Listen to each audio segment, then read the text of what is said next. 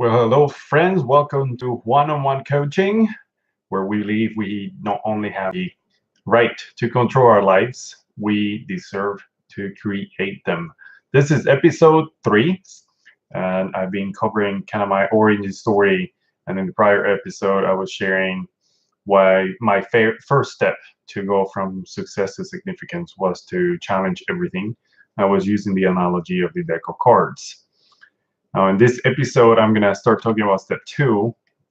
And because it takes me a little bit longer, I'm just going to split it in 4 parts. And I'm calling this episode, You Must Have a Reason or You Will Perish. And that's kind of very ominous way to think about purpose, which is one of the things that I started looking for as I started challenging this process.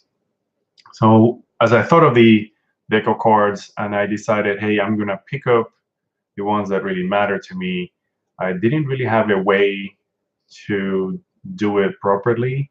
So I just came up with the idea of, okay, so what if I just take what it's already common knowledge, or at least is preached by a lot of the leadership and self-help gurus, and then figure out a way to use it to my style or my personality.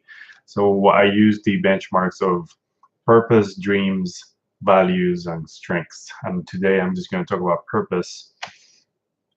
So in step 2, the process of picking up the cards required me to figure out what do these things mean to me, or what do I want them to mean, and what do I want to represent, or who do I want to become.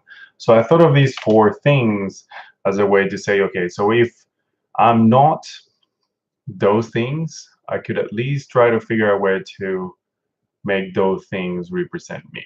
So I started intentionally acting towards it. This is where the book, The 15 Invaluable Laws of Growth, came to be helpful, because one of the laws, I believe is chapter 2, says it's the law of awareness. And then that simply means you must know yourself to grow yourself. And part of the exercises of knowing yourself were related to purpose, dreams, values, and talent or strengths.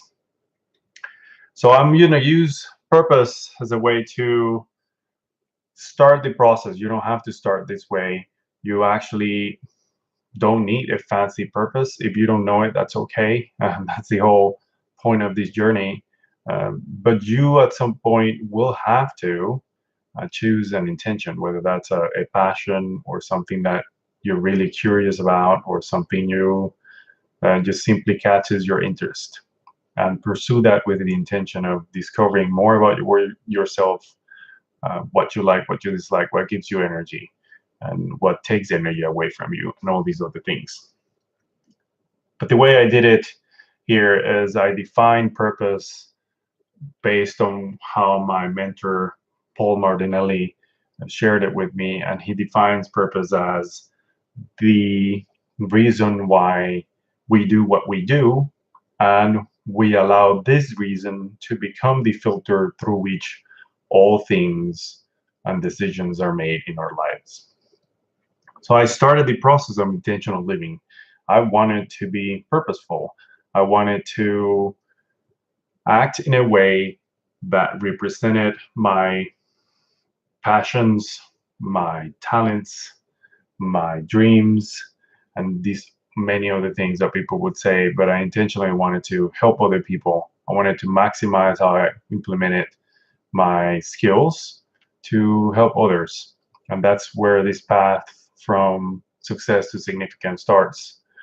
One of the ways that you can identify your purpose is to maybe go to your past. And if you sit down and kind of draw a timeline in a piece of paper and start listing out your very emotionally impactful events. So events that caused a lot of emotional reaction or attachment, positive or negative.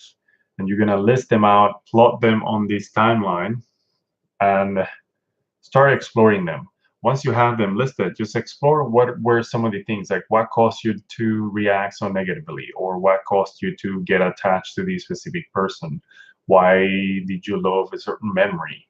It doesn't really matter what it was. You just want to list these things out and start thinking about what were the common things. Because most likely, whether it's positive or negative, there'll be a connection among all of them, and that usually hints to your purpose. Now, another way that this could work is if you were to find a friend or somebody you can trust that will help you uh, think through why you do what you do without judgment, and all their whole purpose will be to just keep asking you why you do certain things. So why do you work where you work, or why do you have certain friends, and then keep asking why until at some point you'll reach an answer that causes a very visceral reaction. A lot of times that points to a specific purpose, a specific reason to why you're trying to do what you want to do. If you want to have $1 million in bank, well, what is that going to get you after you buy all the things that you want to buy? Is it really the things that you want? Is it something else? So for some people, is having a family that has their lives taken care of for the rest of their years. For other people, it could be peace, not having to work anymore, or have the money to help people that don't have any. And it doesn't really matter what the sentence or the word or experience that you choose. It just matters that you have a reason, because then you can start going through life and using these reasons to simply ask one thing: if I do this, does it get me closer or farther away from expressing my purpose?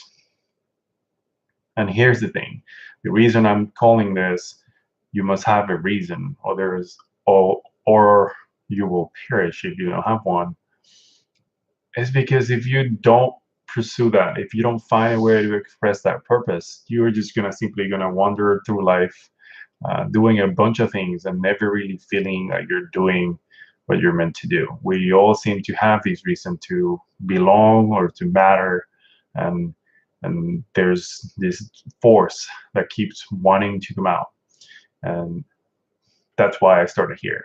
I start there. It might not be the place you want to start, um, but that's episode 3, and I think that's good enough for now. Do the exercises. Plot your most impactful memories, the most impactful experiences, whether that's a person visiting your family or the lake or the beach, doesn't really matter.